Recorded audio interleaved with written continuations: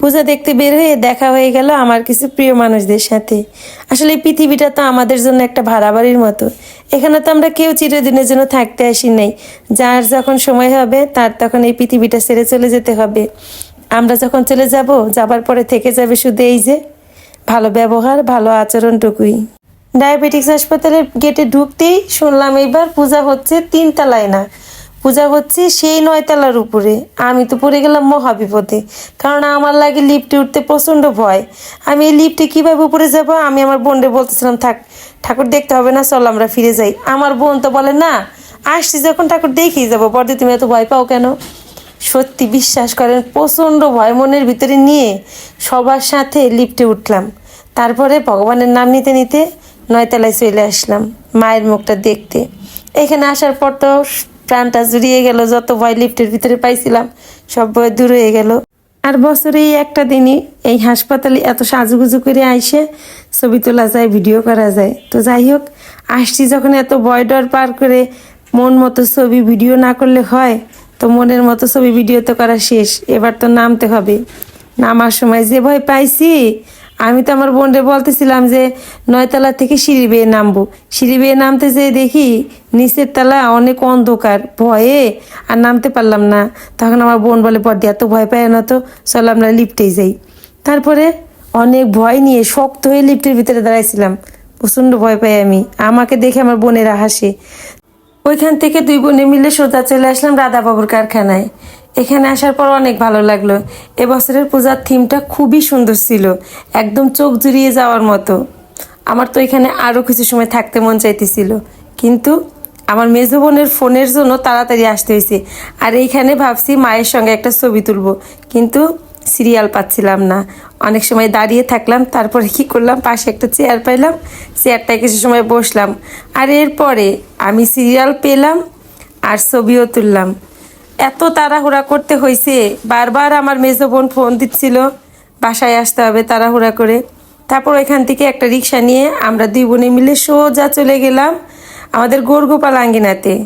আমার বোন তো যাইতে চাইতেছিল না, বলতেছিল বড়দি মেজ দিয়ে আসছে, চলো বাসায় যাই, রাগ করবে। আমি বললাম যাবই, আজকে যদি একটু ঠাকুর না দেখে যাই আগামীকাল আর হবে না আসা, চলো আজকেই দেখি।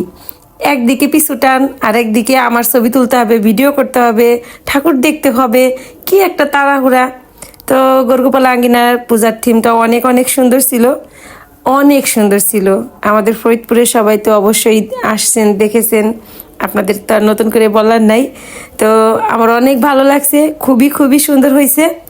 আমি এখানে বেশ কিছু ছবি তুললাম, ভিডিও করলাম, তারপর এখান থেকে তাড়াতাড়ি করে চলে আসলাম বাসায়। আর বাসায় আসার পরে একদম ঠিক সময় আসছি। এই যে আমাদের এলাকাতে আবার একটা বিয়ে ছিল, তো বর যাচ্ছে বিয়ে করতে। এই যে বর কনে যতই পরিচিত হোক, এলাকার হোক, যাই হোক না কেন, বিয়ে করতে যখন যায় তখন কিন্তু দেখার মজাটাই আলাদা। আমি একদম সময় মতো আসছি, আমরা একদম ঠিক সময় মতো আসছি। আর একটু সময় পরে আসলে আর এত সুন্দর মুহূর্তটা দেখতে পেতাম না। তো বর চলে গেল বিয়ে করতে, আমি চলে আসলাম বাবার বাড়িতে।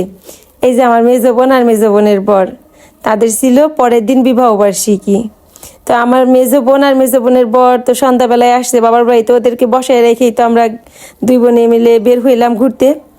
তো বাসায় এসে দেখি আমার মেজো বোনের 2 ছেলে তার মা বাবার জন্য 2 ভাই মিলে যেয়ে কেক কিনে নিয়ে আসছে।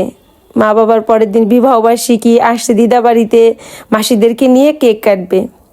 তো এই জন্যই আমার মেজো বোন হচ্ছে বারবার ফোন দিচ্ছিল, ওরা চলে যাবে বাসায়, কেক কাটার পরে আমাদের সাথে একসাথে কেক কাটবে। জানুয়ারি মাসের 23 তারিখে আমার 2 ভাগ্নের জন্মদিন, এই যে আমার মেজো বোন তার 2 ছেলের।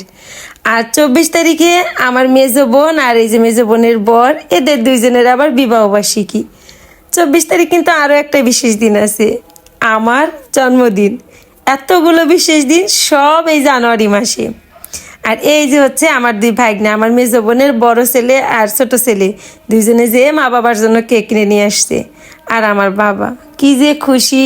আমার বাবা কিন্তু এত বয়স হয়ে গেছে, তারপরও তার মনে অনেক আনন্দ, সেই সব খুব পছন্দ করে। মেয়েরা বাড়িতে আসলে, মেয়েদের বিবাহবার্ষিকী বা জন্মদিন, নাতনির যদি জন্মদিন পড়ে, সে এগুলো খুব উপভোগ করে। তার যে কি আনন্দ, তাকে একটু ছবি তুলতে ডাকলে সে খুশি মনে চলে আসে। তারপরে এই তো কেক কাটা শেষ, ছবি তোলা শেষ, তারপরে তিন বোনে একসাথে বসে, মা বাবাও ছিল, সবাই মিলে খাওয়া দাওয়া করে যে যার বাসায় চলে আসলাম।